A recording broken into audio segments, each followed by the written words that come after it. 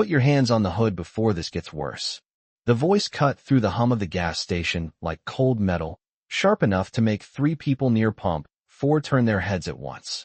Staff Sergeant Elias Brooks had just stepped out of his dark blue sedan, still wearing the Marine uniform he had been in for the last 12 hours, the fabric creased from travel, the name tape on his chest catching the white glare from the overhead lights. In his right hand was a small paper bag with a bottle of insulin and a pack of crackers for his mother. In his left was his wallet. He stopped exactly where he was, one boot on the concrete, one still half turned toward the car, and looked up into the flashing red and blue reflection sliding across the windows of the station.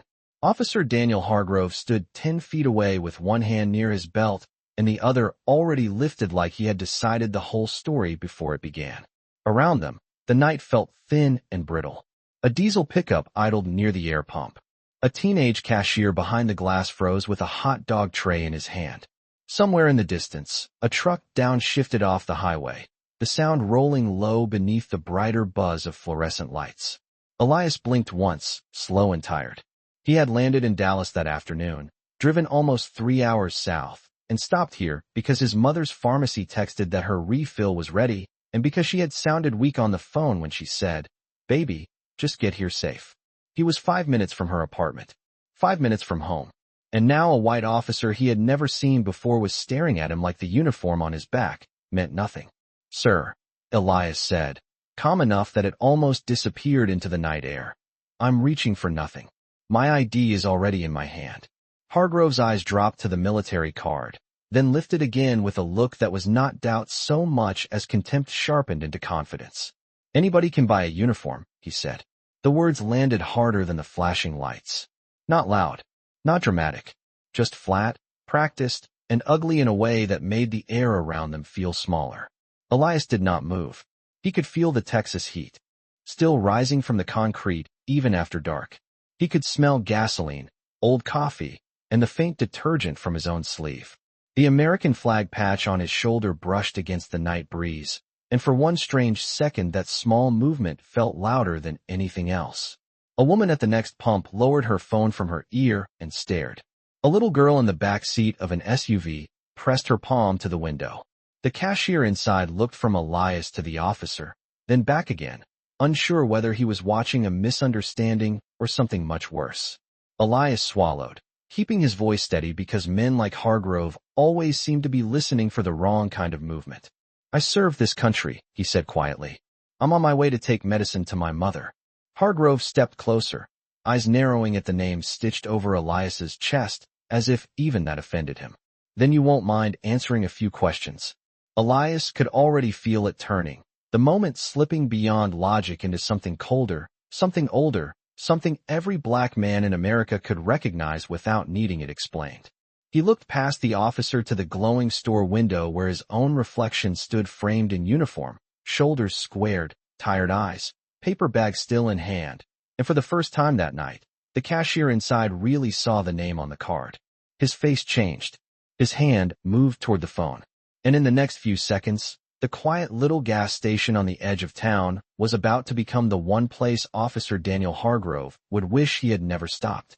The cashier did not dial right away. He just stood there behind the scratched plexiglass with the phone halfway off the cradle, staring at the military identification card through the reflection of cigarette ads and lottery numbers. Elias could see the young man's mouth part slightly, as if he had read something he did not expect to find.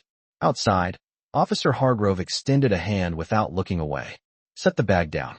Slow. Elias lowered the paper bag carefully onto the hood of the sedan. The plastic bottle inside made a soft tap against the metal. Small sound. Ordinary sound. The kind that should have meant nothing. But the officer's eyes stayed fixed on Elias like even that tiny movement confirmed whatever story he wanted to believe. "Name," Hargrove said. "Staff Sergeant Elias Brooks," Elias answered. "United States Marine Corps." He kept his tone even, not because he was calm, but because he had learned long ago that calm was sometimes the only thing a man could still control. Hargrove glanced at the card again, then at the uniform, then back at Elias with a crooked little smile that never reached his eyes. "Funny," he said. "You do not look like someone driving a car like this." The sentence hung there in the gas station light, ugly and plain. The woman at the next pump looked down immediately, pretending to focus on the numbers ticking upward on the screen. The little girl in the SUV kept staring, her forehead still pressed to the glass. Elias felt something cold settle beneath his ribs. Not surprise, not exactly. Recognition. The old, exhausted kind. He had heard different versions of that sentence in airports, in stores, outside apartment buildings. Once even in dress blues when a man at a hotel asked if he was part of the entertainment. It was never just about the car. Never just about the place. It was always about the same thing. Who they believed belonged. Who they believed had to explain himself. It is registered to me, Elias said. And I have done nothing wrong. Hargrove tilted his head, almost amused by the answer. That is not for you to decide. Behind the glass, the cashier finally picked up the phone and turned slightly away, speaking in a low voice Elias could not hear. Then he looked back out again, this time with the unmistakable tension of someone who knew he was standing too close to a line he did not understand. Elias noticed other details now, because stress had a way of sharpening everything. A faded sticker on the patrol car bumper. A moth trapped inside the station window, beating itself against the light. The smell of burned coffee drifting out each time the front door opened and shut. He thought about his mother in her small apartment 10 minutes away, probably sitting in the old recliner by the lamp, waiting for the sound of his knock. He had not seen her in almost 11 months. She had cried when she heard his voice that afternoon, then laughed and told him not to speed because she had waited this long. And could wait 10 more minutes. 10 more minutes. That was all this stop had been supposed to cost him. Hargrove took one step closer and lowered his voice, as if the quiet made the authority feel heavier. Turn around. Elias did not move for a second. Not out of defiance. Out of disbelief so complete, it almost emptied him. Officer, he said carefully, I am asking you to tell me what law you think I broke. That did it. Something in Hargrove's expression changed at once. Not anger. Something worse. Offense. The offense of a man who could tolerate almost anything except being questioned by someone he had already decided was beneath him. The blue and red lights washed over Elias's uniform again, over the name Brooks stitched above his chest, over the ribbons, the polished buttons, the flag patch moving slightly in the night breeze. For half a second, all of it seemed to hover in the air between them like evidence no one wanted to acknowledge. Then the front door of the station opened, and the cashier stepped outside, holding the phone with both hands, his face pale under the fluorescent light. Officer, he said, voice catching. Somebody on the line says you need to stop. Right now. For one suspended second, nobody moved. The moth kept striking the glass. The diesel engine near the air pump kept rumbling. Even the little girl in the back seat of the sport utility vehicle seemed to go still, her small hand flattened against the window, as if she understood that something invisible had just shifted. Officer Hargrove turned toward the cashier with the slow disbelief of a man unaccustomed to interruption. Excuse me, he said. The cashier swallowed hard and stepped no closer, gripping the cordless phone so tightly his knuckles had gone pale. He looked young, maybe 20, maybe less, with a name tag that read Nathan and a red soda logo reflected across his cheek from the vending machine behind him. The caller said his name is Colonel Matthew Rennick, he said. He said he is looking for Staff Sergeant Elias Brooks. The words landed in the night with a weight that changed the air more than the patrol lights ever had. Elias did not speak. He just drew one careful breath through his nose and let it out slowly, because he knew better than to mistake. A change in tone for safety. Hargrove gave a short laugh, dry and dismissive. You expect me to believe that? Nathan looked at Elias, then back at the officer. He knew his full name. He knew he was driving to see his mother. He knew he was at a gas station off Route 31. That got everybody's attention. The woman by the pump stopped, pretending not to listen. The old man in the pickup lowered his window. Somewhere inside the store, the microwave dinged, cheerful and absurd. Hargrove extended his hand toward the phone. Give me that. Nathan hesitated just long enough for it to show. Then he passed it over. Hargrove pressed the phone to his ear, shoulders squared, face still carrying that same bored confidence. This is Officer Hargrove. He listened. The confidence did not vanish all at once. It thinned. A slight tightening at the corner of his mouth. A flicker in the eyes. Then his posture changed by half an inch, the kind of movement most people would miss unless they were looking for signs of power slipping. Yes, sir, he said. A pause. No. Sir, he has not been charged. Another pause, longer this time. The fluorescent light above the pump buzzed louder, or maybe the silence around it had simply deepened. Elias kept his gaze level, but inside him the long, familiar knot of caution drew tighter. Colonel Rennick had been his commanding officer 2 years earlier. A hard man. Precise. Not sentimental. The kind who did not waste words and never made a call unless the matter had already become serious. Which meant this was no longer just about embarrassment at a gas station. Somewhere beyond the county line, beyond the local police department, beyond whatever small authority Hargrove thought he owned under those flashing lights, larger doors were opening. Hargrove listened again, and when he finally spoke, his voice had dropped. I understand. He handed the phone back to Nathan too quickly, like the plastic itself had become inconvenient evidence. Then he looked at Elias, really looked at him for what felt like the first time that night. At the uniform, at the name tape, at the calm face that had never given him the scene he seemed to want. The woman by the pump lifted her own phone now, no longer pretending she was checking messages. The old man in the pickup leaned an elbow out the window and said quietly, almost to himself, Lord have mercy. Nathan stepped toward Elias with the phone again. He wants to speak with you, Staff Sergeant. Elias took it carefully. Sir. Colonel Rennick did not waste time. His voice came through crisp and low. Brooks, listen to me. Do not argue. Do not leave. Do not say one word more than necessary. I have already contacted people above this county, and they are contacting people above me. Is your identification still visible? Elias looked down at the card still half exposed near the edge of the hood. Yes, sir. Good, Rennick said. Then let the record see everything. Elias felt those words settle deep, colder than fear and steadier than anger. Let the record see everything.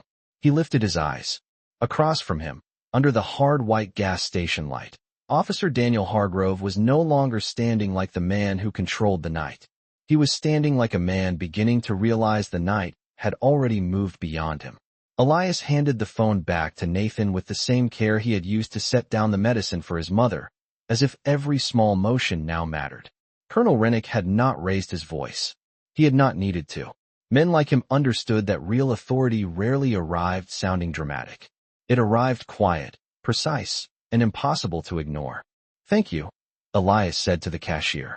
Nathan nodded quickly, eyes still wide, then stepped back toward the store without turning his back completely on the scene. Officer Hargrove watched the exchange with a face that seemed caught between annoyance and calculation. The easy contempt he had worn only minutes earlier had begun to crack, but not enough to become humility. Not yet. He adjusted the radio on his shoulder, looked once at the patrol car, then back at Elias, like he was trying to decide whether to retreat or double down. The problem for men like him was that power felt most natural right before it started slipping away. You still need to answer my questions, Hargrove said. His tone was flatter now, stripped of some of its earlier swagger, but the effort to hold ground was obvious. Elias looked at him in the steady, unreadable way Marines learned in rooms where anger only made things worse. I have already identified myself, he said, and I have already told you where I am going. He did not say anything else. Colonel Rennick had been clear. Do not argue. Do not volunteer. Let the record see everything. That sentence stayed with Elias like a hand braced against his back. Around them, the gas station had taken on that strange suspended feeling certain places get when ordinary life realizes it has wandered into something larger than itself. The woman by the pump was no longer pretending to look away. She had her phone angled carefully, not intrusive, just steady. The old man in the pickup had turned off his engine, and the sudden absence of that rumble made the night feel sharper. Even the air seemed different now, thinner, charged, as if the fluorescent lights overhead had started buzzing inside people's nerves. Hargrove took another look at the military identification card resting near the paper bag. The light caught the seal, the name, the branch. Facts had a way of becoming inconvenient when prejudice had written the first draft. Where exactly are you stationed? He asked. Elias could hear the question for what it was. Not a search for truth. A last effort to regain the shape of control. I do not believe that changes anything about what happened here, he answered. The woman near the pump lowered her chin slightly, almost like she had not expected him to say it that plainly. Hargrove's jaw tightened. He glanced toward the store, where Nathan was now standing just inside the door, speaking urgently to someone else on another line. A second customer had come in and then stopped near the coffee machine, sensing immediately that the room had been taken over by the story outside. Elias could feel his own heartbeat in the base of his throat, not fast, just firm. He thought of his mother again, waiting in her apartment with the lamp on, probably checking the clock above the television, probably telling herself not to worry because worry had never once helped a thing. He imagined the insulin bottle and the paper bag warming under the station lights, time ticking inside the simplest errand of his life. Then another sound entered the night. Tires on asphalt. Not fast, not dramatic, just deliberate. A dark county sedan turned off the road and rolled into the lot without lights or siren. It parked near the edge of the station, and for a second nobody stepped out. Then the driver's door opened, and a tall man in a plain suit emerged, followed by a woman carrying a leather folder tight against her side. Neither one looked confused. Neither one looked surprised. They looked like people arriving at a destination already explained to them in detail. Hargrove's shoulders stiffened so slightly most people would have missed it. Elias did not. The man in the suit walked forward with measured steps and stopped just short of the patrol car. He did not even glance at Elias first. He looked straight at Hargrove. "Officer Daniel Hargrove?" he asked. Hargrove nodded once. "Who was asking?" The man reached into his jacket and held up an identification wallet under the gas station lights. Nathan, still standing by the door, made a sound under his breath. The woman with the folder opened it and removed a single sheet of paper. The suited man's expression did not change. "My name is Thomas Avery," he said. "Internal Affairs Liaison for the County Review Office. And before you say another word, you need to understand something clearly. This stop is no longer yours to manage." The sentence seemed to drain the remaining heat out of the night. Officer Hargrove did not step back, but the stance he had been holding all evening lost its shape. It was there in the angle of his shoulders, in the way his hand left the radio on his chest and fell to his side, in the silence that followed when he realized nobody around him was looking at him the way they had 10 minutes earlier. Thomas Avery slipped the identification wallet back into his jacket and turned slightly toward the woman beside him. She opened the folder, scanned the first page, and then lifted her eyes to Elias with a brief expression that was not pity and not surprise, but recognition. She had already been told enough to understand what this looked like under bad light and camera glare. "Body camera status?" Avery asked without raising his voice. Hargrove answered too quickly. "Active. Dash camera? Active. Store surveillance." Nathan, still near the door, spoke before anyone else could. "Yes, sir. Every angle outside the pumps and both front entrances." Avery gave one short nod, as if the night had just stopped being rumor and become record. That was the word Elias kept hearing inside his own mind now. Record. Not emotion. Not outrage. Not explanation. Record. The woman in the suit stepped closer to the hood of the sedan and looked at the paper bag, the insulin bottle still visible through the folded top. Her expression changed just enough to show she understood the human scale of what had been interrupted. Not a chase. Not a threat. A son on his way to his mother with medicine. She asked Elias softly, "Is that prescription time sensitive?" "Yes, ma'am," he said. "She needs it tonight." The woman wrote something down. Hargrove opened his mouth, perhaps to object, perhaps to reclaim some small piece of authority, but Avery spoke first. "Do not." Just that one word. Quiet. Final. Hargrove closed his mouth. Across the lot, the woman with the phone lowered it for the first time, then lifted it again when she saw a second vehicle turning in from the highway. This one was not county. Clean black paint. Government plates. No spotlight. No siren. No wasted motion.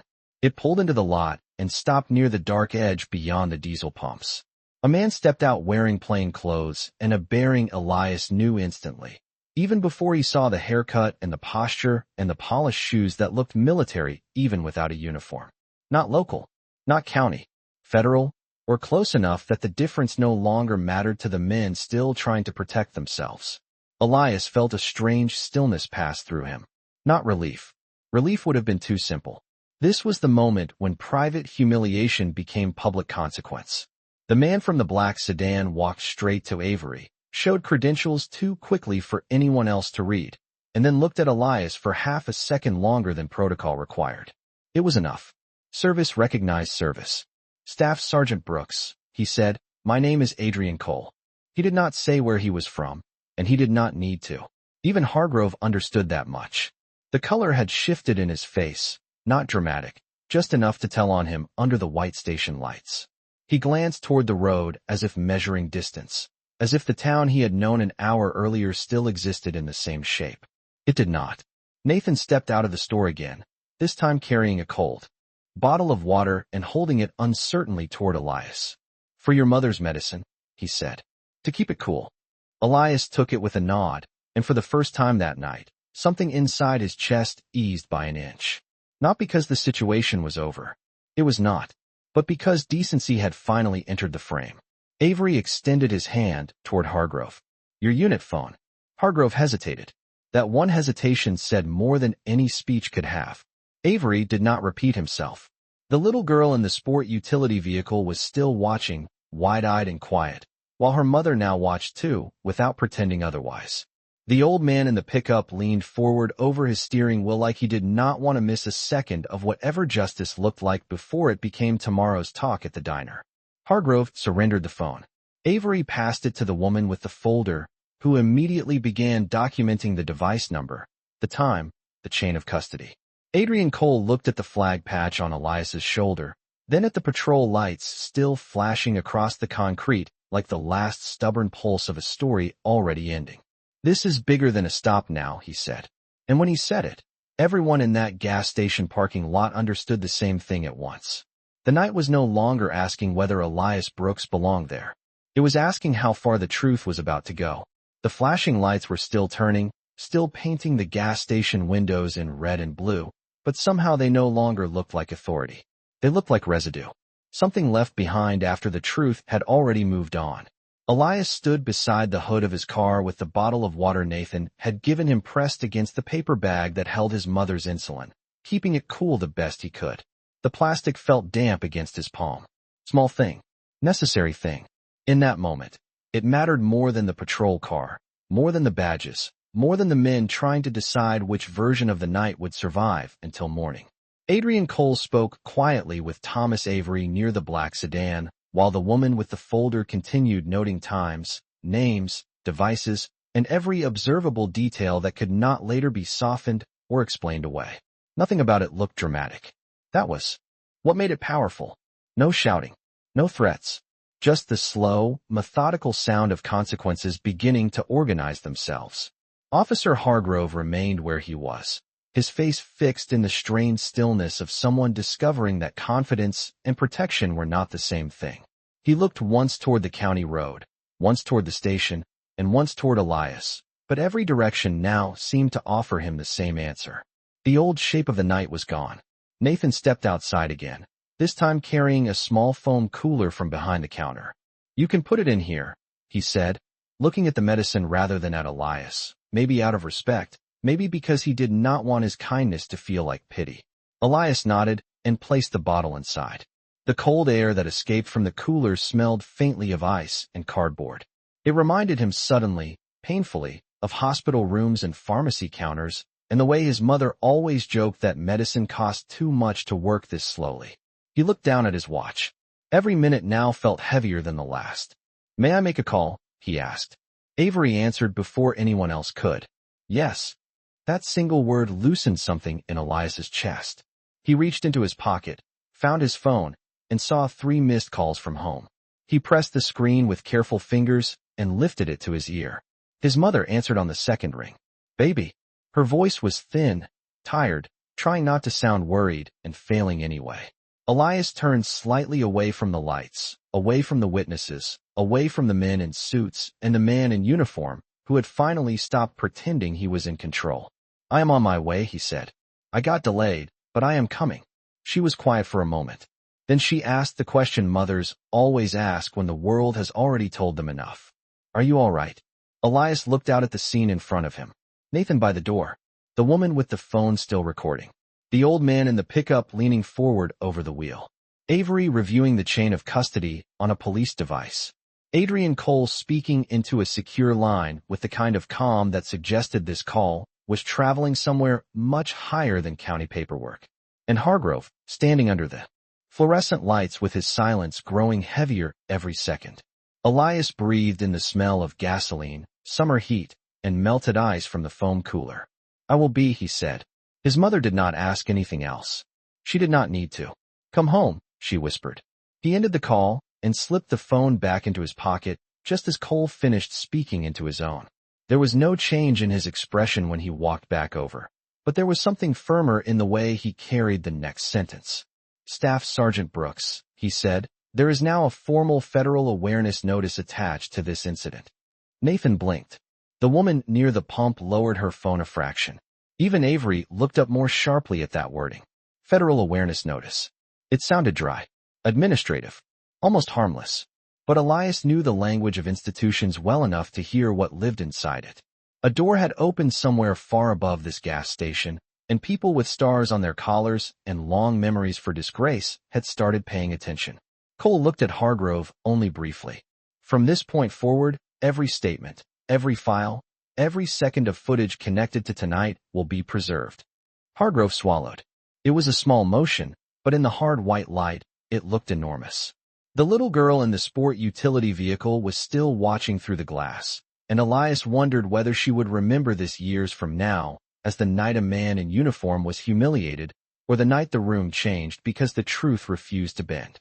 A warm breeze moved across the lot, tugging lightly at the edge of his sleeve. The flag patch on his shoulder fluttered once. He looked down at it, then back up, and for the first time since the stop began, he understood that this was no longer only about what had been done to him. It was about what would now be seen, named, and carried upward by people who could not be ordered to look away. For the first time that night, nobody seemed interested in speaking louder than necessary. The gas station had gone past outrage and entered something colder, cleaner, and more dangerous to the wrong kind of man. It had become official. Elias stood beside his sedan with the foam cooler resting against the curve of the hood, one hand on the handle, the other hanging loose at his side. The overhead lights washed his uniform in flat white, pulling every crease, every ribbon, every thread of the flag patch into sharp view. He looked less like a suspect now than what he had always been, a Marine who had been forced to stand still while other people decided whether they were willing to believe what was already in front of them. Adrian Cole stepped a few feet away from Thomas Avery and ended another call, slipping his phone back into his jacket with the calm care of a man accustomed to conversations that altered careers.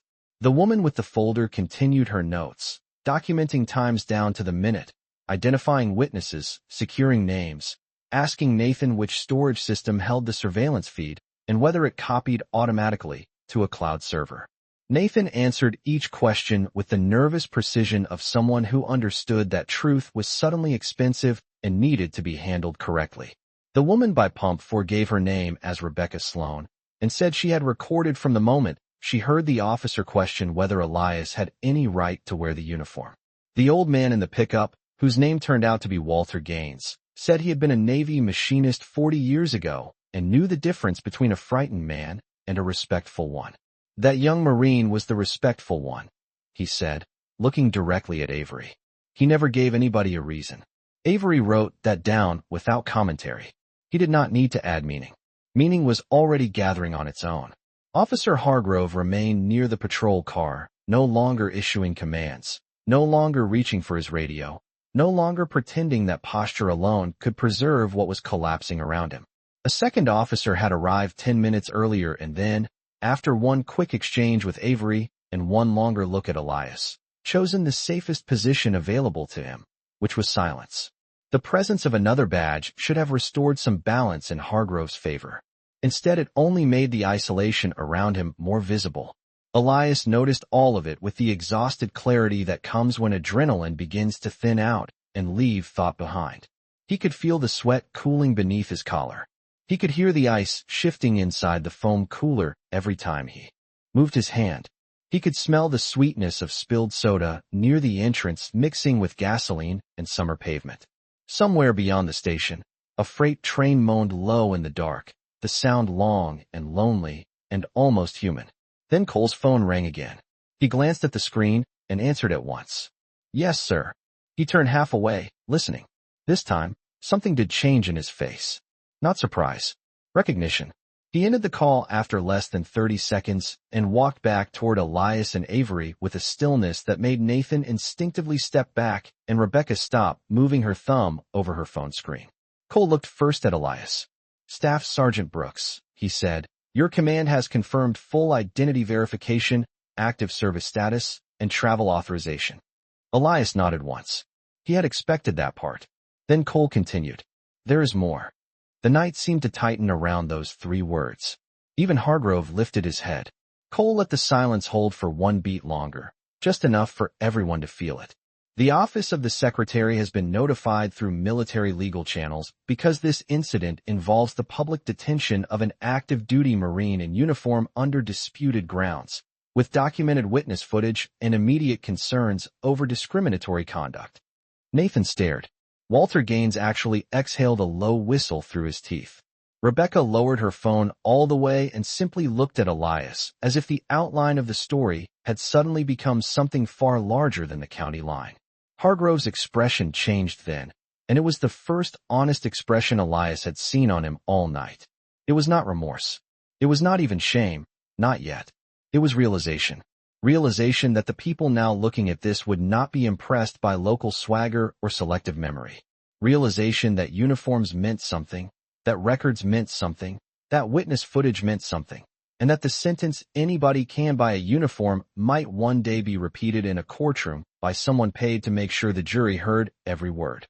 Avery turned toward Hargrove and spoke with professional calm.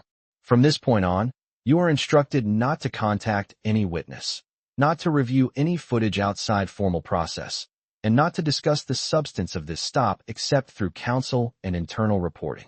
Hargrove opened his mouth, then closed it. Elias watched that happen and felt no triumph. That was the strange part. He had imagined moments like this before, in the abstract, in the way every black man who has been misjudged imagines the day truth finally stands up in the room.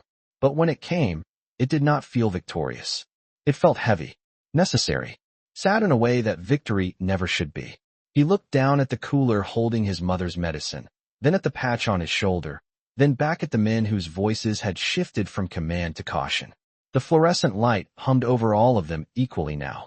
And in that hard white glow, Officer Daniel Hargrove seemed to understand at last that he had not stopped a tired man at a gas station. He had stepped into the path of an entire chain of command that had finally decided to look back. No one spoke for several seconds after that. The words "office of the secretary" seemed to remain in the air long after Adrian Cole had said them, heavy as iron, impossible to pretend away.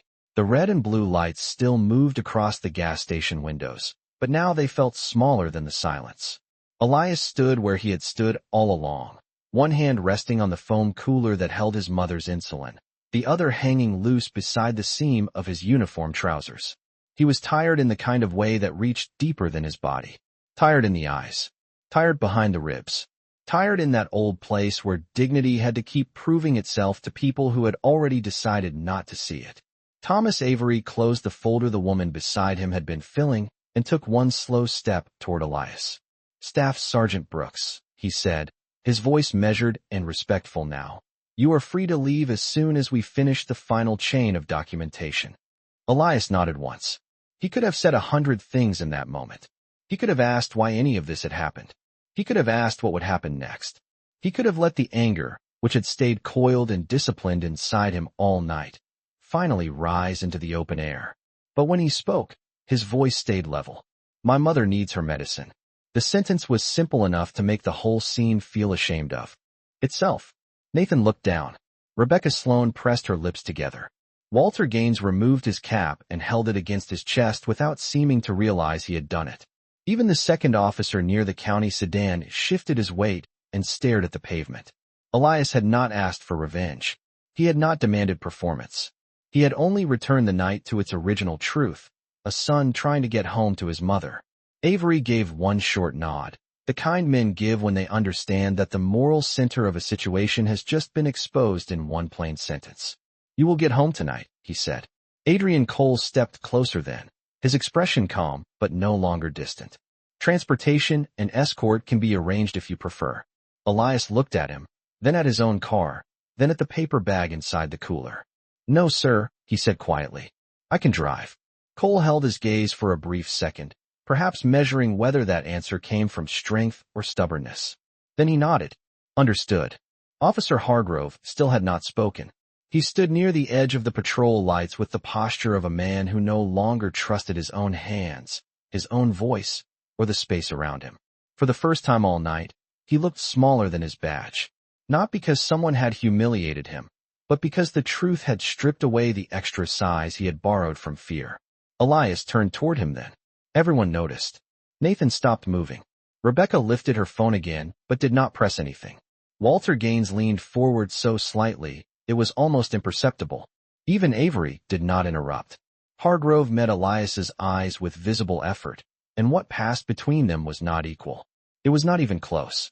One man had carried himself with restraint when he had every reason not to.